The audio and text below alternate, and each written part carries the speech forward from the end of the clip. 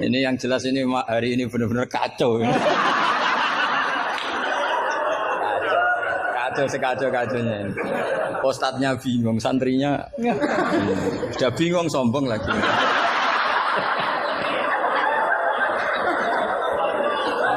Yang boleh sombong tuh yang sudah ada bingung-bingung.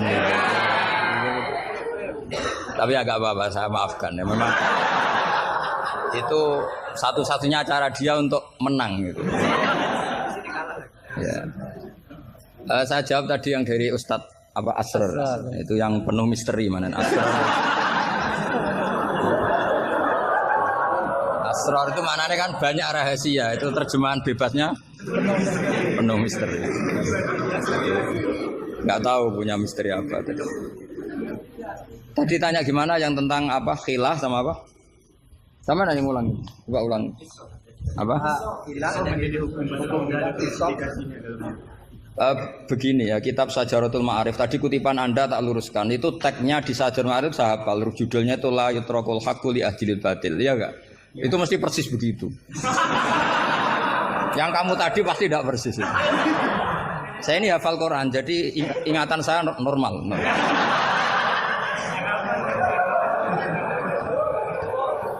Terus berhalanya namanya apa? Saya ingat kalau berhala yang di Sofa dan Marwah, Isaf dan Nailah. Kamu enggak ingat? Enggak ingat apa dah? Gitu kok jadi guru.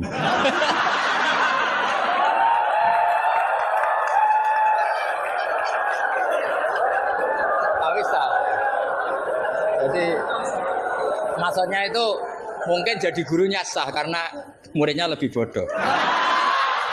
Tapi yang nggak sah itu gini loh, wong kelas gitu kok melawan saya itu loh. Itu sangat nggak sah ya. Jadi ibaratkan saya ini sudah tisen dilawan Elias Pikal, lu bisa mati. Bisa mati. Begini ya, saya ini belajar itu banyak. Selain belajar banyak, saya itu punya hafalan banyak.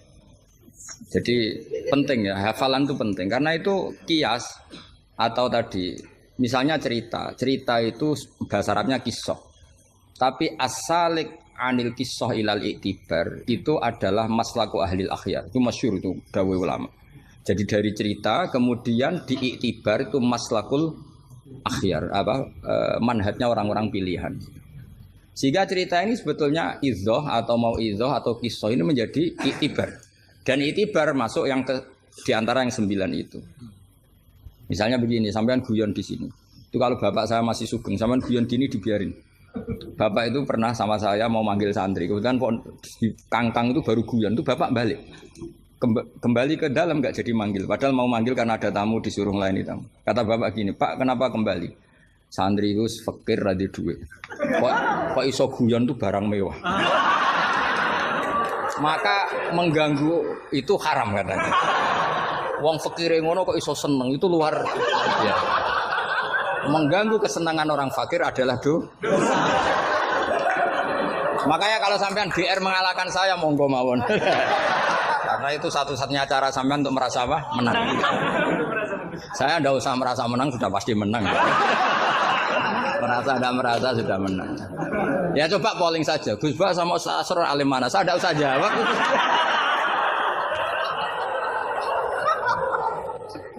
Saya tidak usah jawab pasti menang saya. Bukan saya yang memenangkan, ya memang menang, memang. Buktinya gampang kan? Sampean ngundang saya apa ngundang Ustadz Asrar?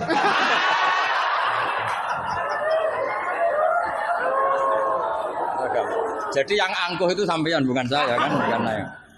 Jadi iktibar itu maslaku ahlil akhyar. Termasuk yang saya kagum dari kitab Sajaratul Ma'arif adalah ketika malam itu ada rapat, dengerin ya, malam itu ada rapat bahwa besok Musa harus ditangkap. Di antara yang rapat itu adalah ada rojulun sing yaktumu imanah yang disebut waqala rojulun min ali fir'aun yaktumu imanah.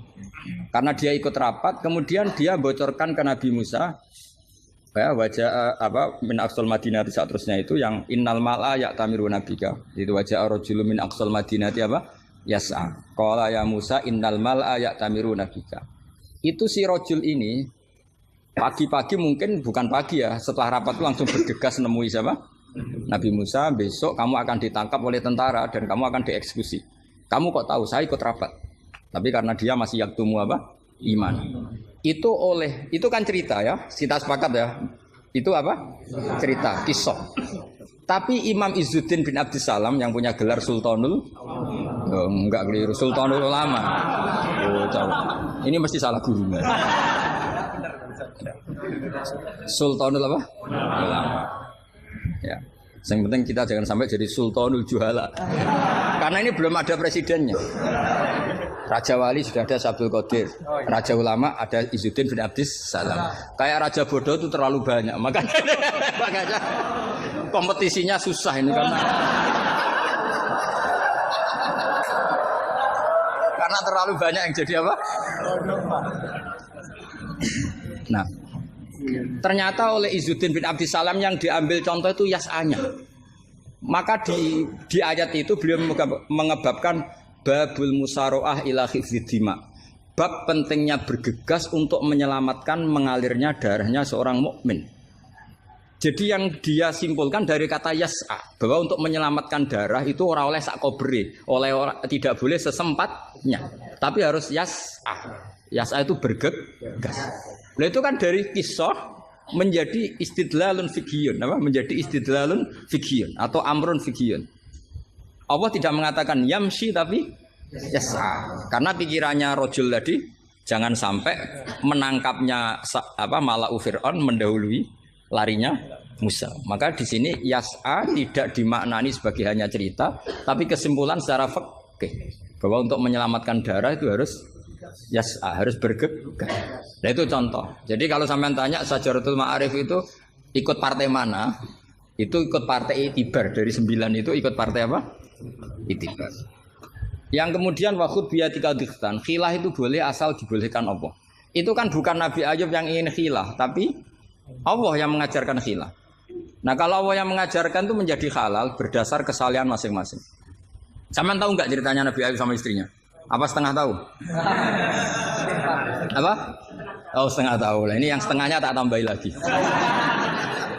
Istrinya Nabi Ayub itu cantik sekali. Karena memang sunnahnya ulama itu memang punya istri cantik.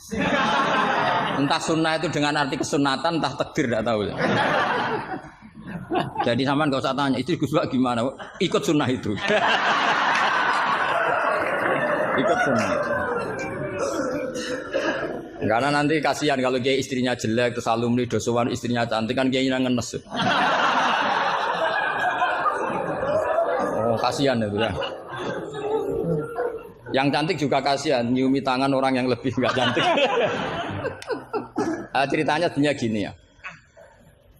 Dari kejauhan, ya saya ulang lagi dari kejauhan, itu istrinya Ayub ini ngomong-ngomong sama lelaki ganteng, padahal itu aslinya Jibril. Singkat cerita, si istri ini karena Ayub ini sudah diembargo masyarakatnya dengan cerita-cerita seperti itu. Pokoknya kita mempercayai versi itu. Setidaknya mengikuti ulama yang mempercayai itu, diantaranya Syekh Nawawi, bahwa memang Nabi Ayub diungsingkan masyarakatnya sampai kesulitan secara finansial, ekonomi dan ketahanan pangan. Terus istrinya itu kerja dapat uang.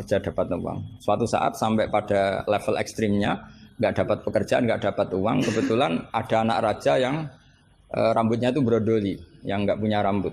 Terus disayem bayarkan siapa yang rambut terbaik mau dibeli mahal. Akhirnya istrinya ini menjual apa? Rambutnya. Ya tadi kalau orangnya cantik ya rambutnya cantik. Kalau cantik terus keriting bulat kan susah itu. Kalau keritingnya tidak pas, kalau pas ya tetap cantik ini maksudnya. Nah, ketika dijual terus dapat uang dan itu di atas rata-rata. Si Nabi Ayub ini curiga, ya bawaan seorang suami yang punya istri cantik. Kalau jelek kan gak gampang curiga. Terus buder keriting welek kan suaminya gak gampang curiga. Kok dapat uang banyak ini dari mana?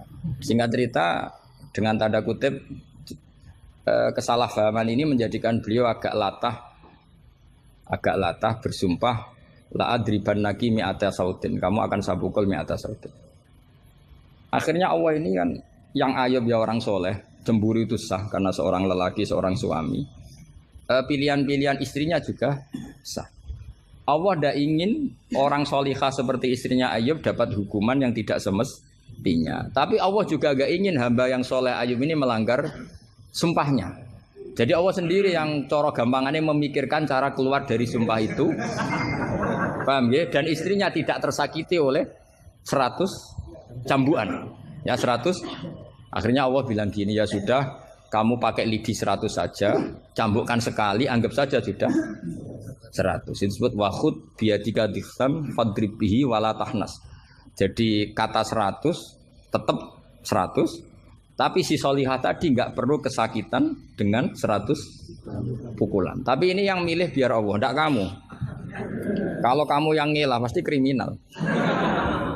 Jadi ayat itu jelas, wahud itu khitabun minallah li Ayub, bukan Ayub yang mengkhilah.